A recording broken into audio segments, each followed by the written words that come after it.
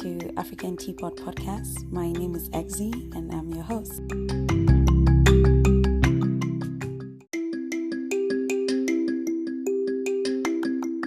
Journey with me through Africa's vast variety of culture, heritage, and discuss issues most African families face, both home and abroad. Make sure you add this podcast to your frequent podcast rotations, and don't forget to share and follow this podcast. Hello, African Teapot family. I want us to take a minute to put the people of Ukraine in our thoughts and prayers. We all watch the news and social media, and we are well aware of what is going on in Ukraine at this moment. We know that feeling of hopelessness, fear, and uncertainty of what is going to happen next. We have loved ones, family, people from the same countries as us, and we also have listeners in Ukraine.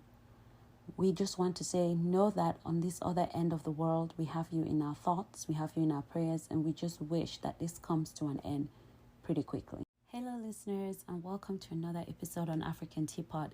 Today's episode is titled Female Genital Mutilation, and in the course of this episode, you will hear me refer to it as FGM. Before we get into that juicy stuff and learning process, I just want to say a quick thank you to Lini, that's my co-host, silent as of now, my co-host, co-writer, co-editor, everything on African Teapot. She was really passionate about this topic. She suggested this long ago. We didn't get a chance to do it in season 1, and now we finally thought it would tie perfectly with Women's Day and March, just celebrating and highlighting women across the world. We thought, let's bring awareness to FGM, even though FGM Awareness Day was in February. I believe February 6th was FGM Awareness Day, but we went with the theme of love, and so we talked about marriage instead, because we thought we should talk about something a little bit loving, especially with COVID and the last trokoshi that we did, it was all heavy. So we thought we should do a little bit of loving and then get into FGM this month. So finally, Lini's wishes came true. And in the course of putting this together, she and I had a lot of teachable moments. We had fun. We had moments of, oh my gosh, we cleared out our own ignorance. And so we are just really excited for you guys to follow us throughout the episode and leave us the comments. And along the way, you have questions, you ask, and we are here to answer all of your questions, the best we can, and refer you to the resources that we used in researching this topic. Okay, now that we have that out of the way, according to WHO, World Health Organization, female genital mutilation involves the partial or total removal of external female genitalia or other injury to the female genital organs for non-medical reasons. Okay? This practice has no health benefits to girls and women. And more than 200 million girls and women alive today have undergone FGM in 30 countries in Africa, the Middle East, and Asia, where FGM is practiced. FGM is mostly carried out on young girls between infancy and age 15. FGM is a violation of human rights for girls and women.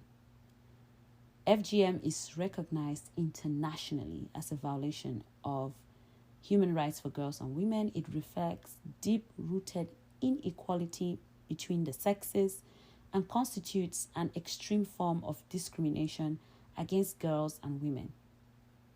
Okay, so I thought that was important to know. And since we're going to be looking at this from an African perspective, of course, we are African Teapot, I thought it would be great to just mention the countries in Africa that this is most prevalent in. This doesn't mean it only takes place in these countries, but these are the countries that really have that social pressure in high numbers to practice FGM. Okay, so the first is Guinea, Sierra Leone, Gambia, Mauritania, and Burkina Faso. as well as Sudan and Egypt. Okay, Djibouti is there as well. So these are the countries that you would find, FGM practice in really high numbers compared to other African countries. So before we get further into anything, I want us to take a little listen to this video so we can understand the different types of FGM. There are 4 types of FGM. Type 1, clitoridectomy, meaning removal of the clitoris. Type 2, excision, meaning removal of the clitoris and the labia. Type 3, infibulation, meaning a narrowing of the vaginal opening, sometimes through stitching. Type 4, all other harmful procedures not covered by the first 3, including pricking, stretching, scraping, or even using acid to mutilate parts of the genitalia.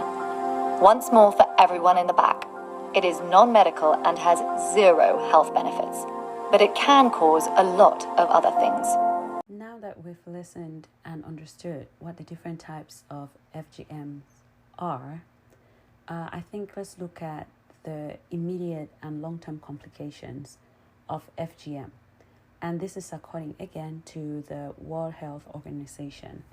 So some of the immediate complications of FGM can include severe pain, excessive bleeding, that's hemorrhage, genital tissue swelling, fever, infections like tetanus, urinary problems, wound healing problems, injury to surrounding genital tissues, shock, and even death. Long-term complications can still be vaginal problems, that's discharge, itching, bacterial vaginosis, and other infections actually.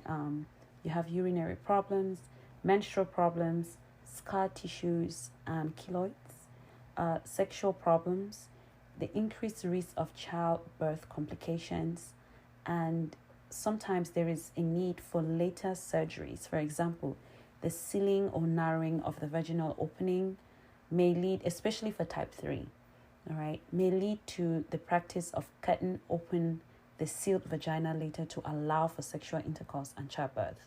Sometimes genital tissues will have to be stitched again several times, including after childbirth. Hence, the woman goes through repeated opening and closing procedures, further increasing both immediate and long-term risk. Then, of course, we've got psychological problems, which could be depression, anxiety, post-traumatic stress disorder, low self-esteem, just to name a few. Actually, I just want to go back on this issue of surgeries. When we talk about type 3, that's when the woman's vagina is stitched and probably just a little opening is left for her to pee and to menstruate and something like that. So when the hole is so tiny that during intercourse and childbirth, they have to reopen the stitches, right? And then so because healing has taken place over time.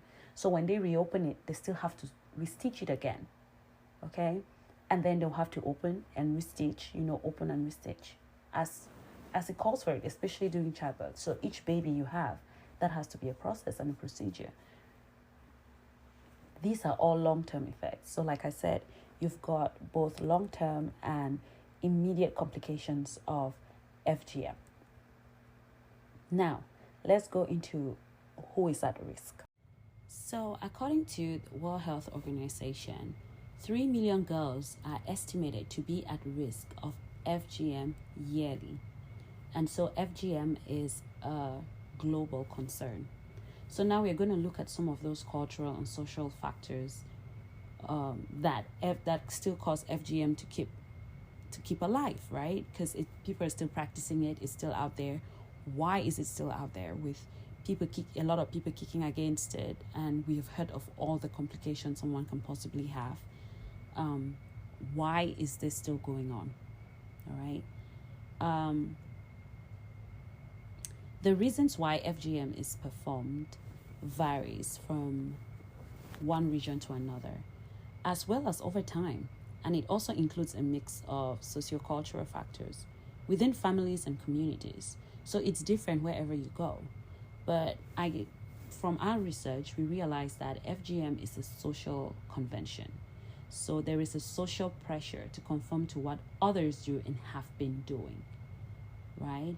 As well as a need to be accepted socially. And so that fear of being rejected by a community is so strong that it also serves as a motivation, right? I don't want to be hated by my community to the point that I would do whatever my community asks me to do. I don't know if that makes sense, yeah. But FGM is often motivated by beliefs about what is considered acceptable sexual behavior. It aims to ensure premarital virginity and marital fidelity. Okay? FGM is associated with cultural ideals of femininity and modesty, which include the notion that girls are clean and beautiful after the removal of body parts that are considered unclean, unfeminine, or male, right? Some people even see it as being motivated by beliefs about what is the right thing to do in terms of doing the right thing that your leaders have asked you to do, especially religious leaders. Okay? So, and there is this, and some people also believe that the practice has religious support. But what we found out in the course of our research is none of the holy books across different religions actually say something is wrong with female genitalia. It doesn't say anything about the woman's clitoris being a problem or it should be taken out because it's unclean. Not in Christianity, not in, Islam or Buddhism or Judaism, like etc. Like there is nowhere in the holy books for each religion that says that a woman is unclean because she has her clitoris. But yet again, we've got religious leaders and people using religion to say these things, it's unclean, so women need to take that part off, right? And this fact that FGM is also considered as a necessary part of raising a girl, and a way to prepare her for adulthood and marriage. And it's also considered acceptable sexual behavior. So pretty much what all of this means is a woman cannot stay faithful to her husband or abstain from sex before marriage if her clitoris is on, right? If her clitoris is on, then sexual activity should be taking place, right? So it's not the thinking of you need to train a girl that just because you have these sexual desires or thoughts, train them what to do with it. Kind of like you train boys what to do when that feeling comes. It's our place to educate the kids, the girls, what to do when that feeling comes. But this is not the case. The girls have no chance to choose what to do when they get these feelings. What they are thought to do is we need to take that part out that we believe is what causes you to have the urge because it's unclean. See? And if you don't do this, then you are shunned by your society. And most people do it, especially if it's attached to marriage. You can't get married if you don't get circumcised as a woman. If you don't have FGM done to you, then you are not a viable candidate for marriage, right? With all of these things, then we have situations that we are just not able to end FGM as quickly as we would love to. Okay, it is hard. I would say that it is very difficult, but it's not an impossibility. We can do it, but we need a lot more, which we are going to get to in a minute anyways.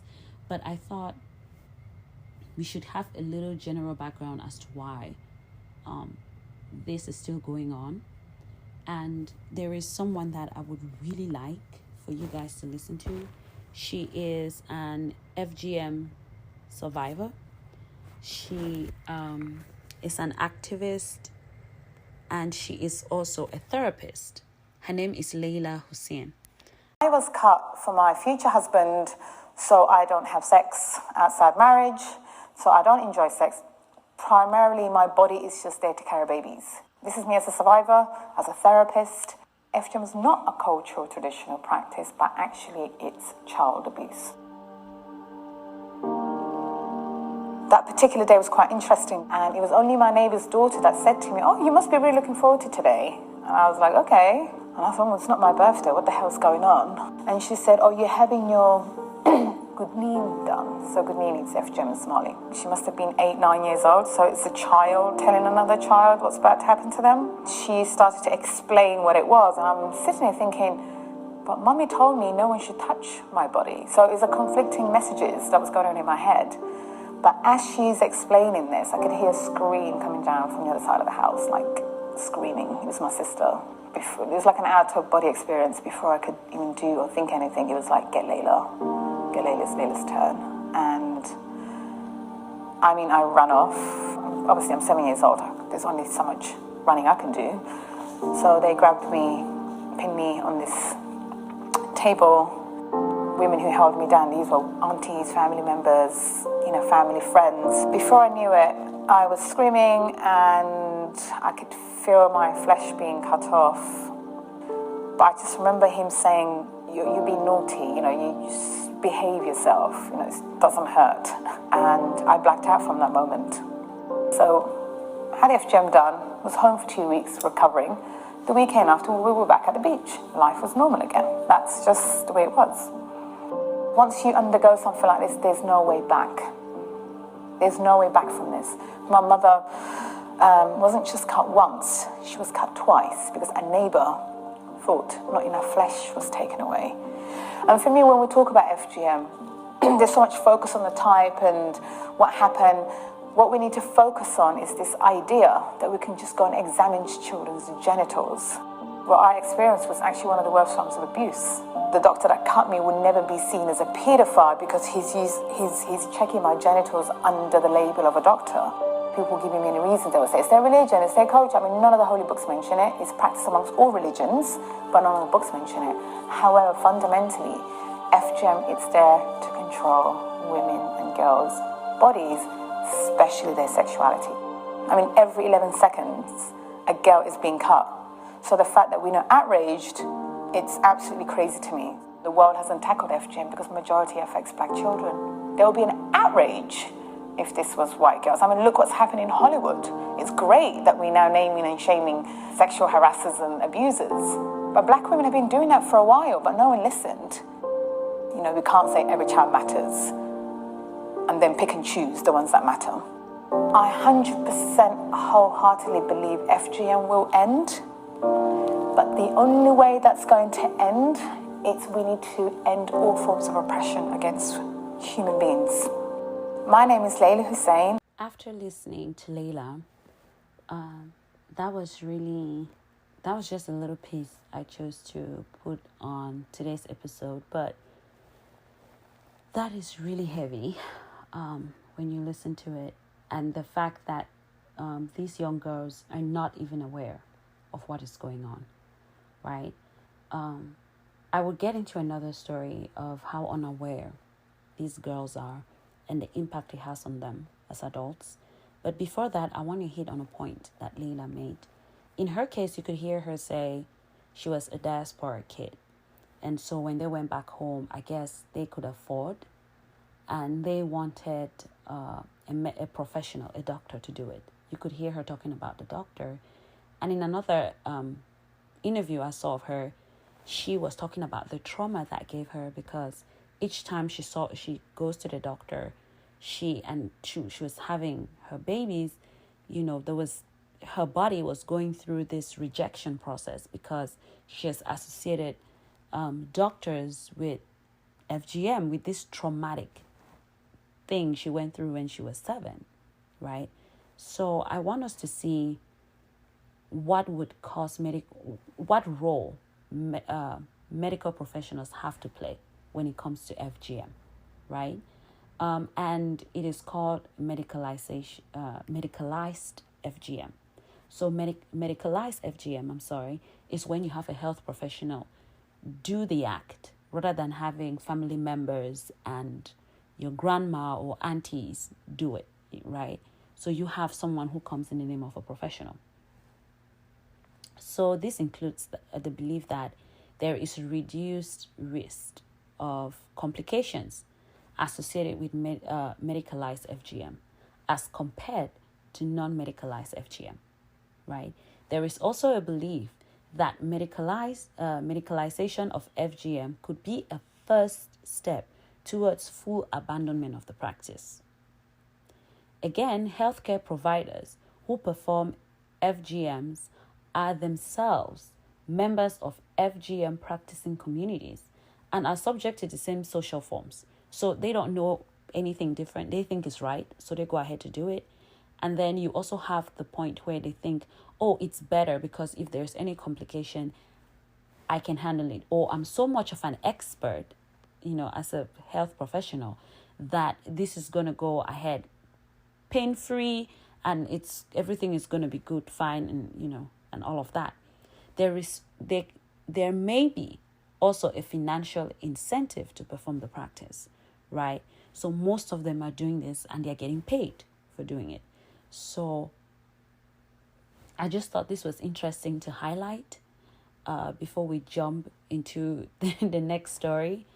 And in this next story, Aminata, I want us to pay attention to how, because she was a teenager when hers happened, not as young as Layla. And I want us to pay attention to how her family explained this to her. So I just want us to understand that most times there is little or no explanation to these girls that are undergoing this procedure as to what is happening or why it's happening. And sometimes even what they tell them is false, right? So it's when they're grown and they're having all these complications. And so there's this irrationality and there is no closure to what happened. And so it's when they're way older that they start understanding what happened, okay? And just take note of Layla's story when she said her mom had to be circumcised twice because a neighbor thought not enough skin was taken off. I mean, I just want us to see how people think and how people just believe this is just something done and dusted. But yet we have the effects of FGM lasting a lifetime for most of the survivors. So before I talk too much, which I am, I want you guys to listen to Aminata and then we come back after that.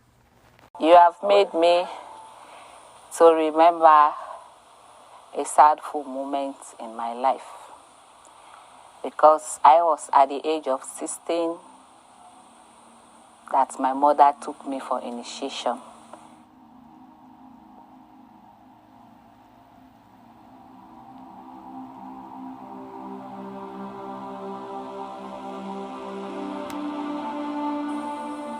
It was during the Easter holiday, that's April and May. So I went to the village, there was initiation. To be honest, I never knew what I was going through until we get there. Then somebody tell me, take off your pants. It was taken off. Take off your clothes, everything. Everything was taken off from me. Then somebody came and told me, my aunt, Ami, lie down. Then I lie down. Hold me tight, yeah? Anything, hold me tight. Then I asked, what are you doing to me? Then I saw my grandmother with a knife. Then I said, grandmother, what do you want to do to me? He said, I want to shave you. You just lie down. So I was there hopelessly. They start the shaving. Then I feel some hard pain. It was not easy for me. I have to fight them. Everybody scattered. Then I was there bleeding. It's cruel, it's barbaric. It's just a revenge that they will say that if family all don't go through, now you know they go through. No. Because they want you to feel the pain that they have gone through. I, Aminata, is standing in front of people, giving my testimony, making people to join me to do the campaign. I have the belief that after 10 years, it will be a matter of a past. I know listening to these stories, the question or the thought that comes to mind is, what is being done to stop this, right? As you hear from the survivors, there's a lot of active work in terms of advocacy. People talking, survivors talking a lot about it. Aminata's story is from The Guardian. That's where she had the interview. And they interviewed another young girl who refuses to do this, and she's been ostracized by her community, right? She refuses to do it. Just go to The Guardian and you go check out FGM. You would find Aminata's story. It's along with another girl. I couldn't just put hers here because I don't think audio is going to do it justice, right? Because it had a lot of translation in it. But we think, what is being done to stop this when we listen to all of the stories? And who is to blame? You think, well, why are women doing this to their children, right?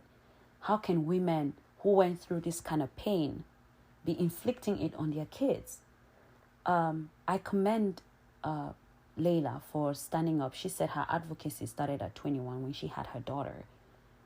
Not at 21 necessarily, but when I guess maybe there was that pressure to do it to her daughter and she refused, right? She was like, no. That's kind of when she started nursing that idea of, I'm not going to do this, when she had her kid, because she had her kid at 21. So for Aminata, you could hear from her how she said, because the women went through the same thing, they feel like they need to inflict the pain on somebody else. Because you did it, somebody else has to go through it.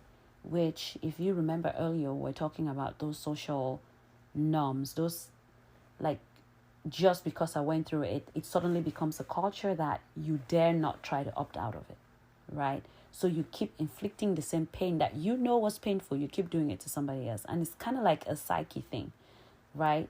I went through pain because I survived it, then you too can survive it. It's that kind of stuff. I'm going to get into another audio of where this blame goes, because I think everybody has a part to play. In every problem, if you're not actively doing something to stop something, then you are an enabler. For something like this to continue, those perpetrating the act have a role to play. Our policymakers have a role to play. Those financing this act, those holding on to this custom and traditions and making sure that these people who are doing it should keep on doing it. It's all like it's a cycle, right? That needs to break through different and so many other ways, which brings me to what the World Health Organization has done.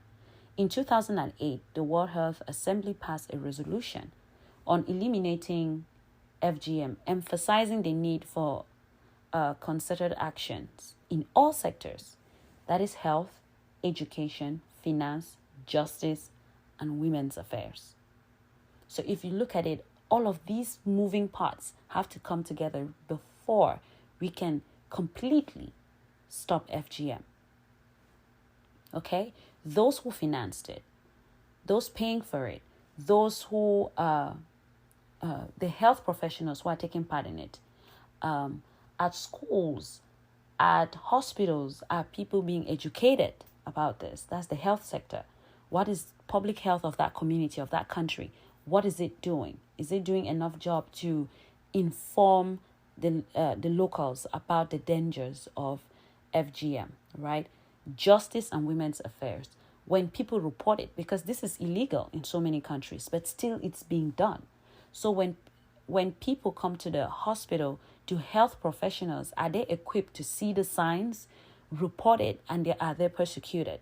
So justice and women's affairs, all of this comes under that umbrella, okay? So the World Health Organization realized that you need all of this before you can successfully end FGM. And we should all consider all children equal, right? Like they're saying, male or female, black or white. All kids should not have to go or should not be subjected to this kind of pain. for no reason. If there were health reasons, say like for male circumcision, we understand the health reasons that certain religions have to do, then they do it, right? It could be for, we are not here for that. I don't want to bring that conversation into it. But if there are no health benefits at all for doing something, and rather you have more complications, then definitely that is something that has to be addressed, and has to be addressed in a global scale. And the UN, World Health Organization, and UNICEF, like Lini and I researched, have a ton load of policies, rules and policies, and people that break these policies. They have all of that in place.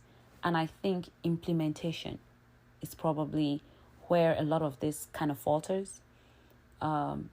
People upholding what these organizations have put in place, the penalties they have put in place. Because if you look at it, their World Health Organization reports a financial burden of 1.4 billion. As of 2018, 1.4 billion was used in health issues for women that resulted from FGM.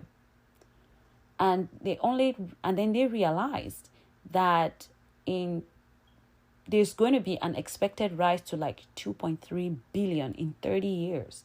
So by 2047, if FGM prevalence remains the same, that means we are not doing anything to stop it, to make the numbers lower than it is today, then we are going to have like 2.3 billion put into treating and reversing some of these procedures that were done on these young girls. So these are things that we need to take home with us. These are things we need to look into, and we should not be passive about it. Okay? You can refuse, you can stop. I think I'm going to put some stories. I have about 4 people reached out to me about this FGM personal stories. I'm going to see if they want to share what happened. I think some or 2 of them were more like they were about to be done. It was about to be done to them, and their mothers stopped it. So women, we have to be together in doing this along with the men. Because if it's just the women fighting alone, like we realize it's not going to help. We all need to put our hands together. But like I said, let's take a listen to this audio, and we would understand how it is set up in terms of blame, and realize that is not really going to help. It's more or less, let us try to look for ways to stop that belief, right? And stop it with the different heads it's got. It's not just got one head. There's finances, there's education. So it's a whole lot. Just listen to this, and then we come right back. People always say to me, oh, this is something that women do to other women. I think what people need to understand, the reason women are in that position, if they don't do it, they'll be ostracized for it. They're not the good wives. They won't be the good aunties. So we need to understand they live under a patriarchal system controlled by men. So the idea, if they don't do that, then they become the terrible moms, the terrible women. But also, coming from a clinical side in my head, there is this idea of if you admit this is wrong, then you're going to have to do something about it. I think women continue because they need to make it okay for themselves because they've been through it themselves. So it's easy to blame these women, but what people need to understand, there's a whole environment that will blame them even more if they don't do it. I think there has to be an understanding. It's not right, but we need to understand. For me, I've had conversations with men who would say to me, well, she did it. And I said, but you paid for it. It was your finances that paid for it. You knew it was happening. So somehow that day, and I think men try to always get out of this conversation. I go, you picked your daughter's name. You'll pick the school she goes to. You might even pick who she gets married to. But that day, inconveniently, you were not available. So there is this sense, we can let the women take the bait for this one, even though it's financed by the men. So we need that's what happens, Okay, it's easy to blame the women, but that's not the reality of it. That's not the reality. No. So after listening to this, you would realize that there is a blame game going on. Nobody wants to take accountability or responsibility, but we do see that there is suppression, there is oppression, definitely. There is abuse, and there is taking advantage of people's situation and just shifting the blame onto somebody else. But these young girls are all kids, and they are all daughters to both father and mom. So we all need to put our heads together. As a community, if you're a doctor, a nurse, you are supposed to save lives. You are meant to protect lives, not only saving them, but protect them, not inflicting pain for no health benefits, right? That is an abuse of your office. And Layla has a point. There is just something wrong with looking at children's genitals, right? But because you're a doctor, and then that gets a pass. No, that's wrong. And that's why it's a human rights violation. So I wanted us to see that blaming is not the point, but accountability is what it's going to take to shift and shake these FGM practices in these communities. And so at this juncture, I want you to just think. This is to let you see. Ponder about your society. Is this going on there? Are you doing enough? Do you know enough? So you can always go for research.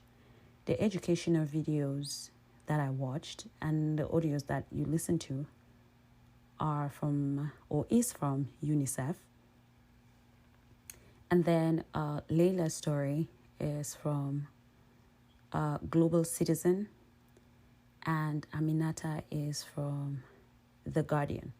You can all go watch their videos on YouTube and research this on these websites. And also the interview where she was talking about the blame, that's Layla. That's on BBC News Africa. So you can all go look at this.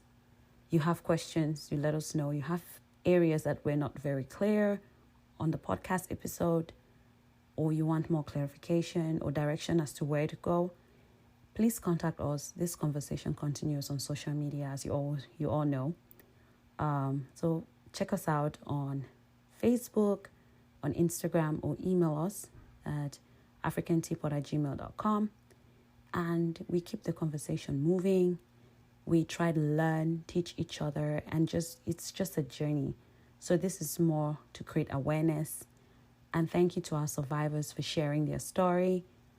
And for those out there keeping an eye on this, the activists working on this, the therapists, survivors who are hanging in, thank you so much. And if you're in a community and you want an out, just go on all these websites. You would have numbers to call and areas in your community you could go to for help.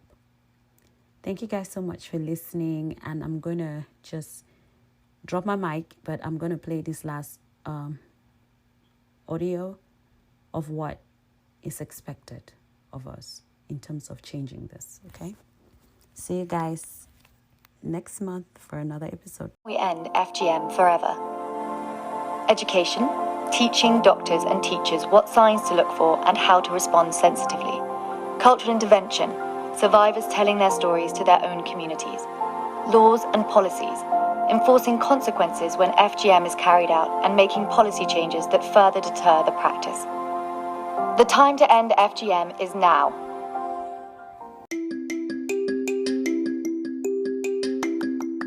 Thank you for listening and hope you join me for the next episode.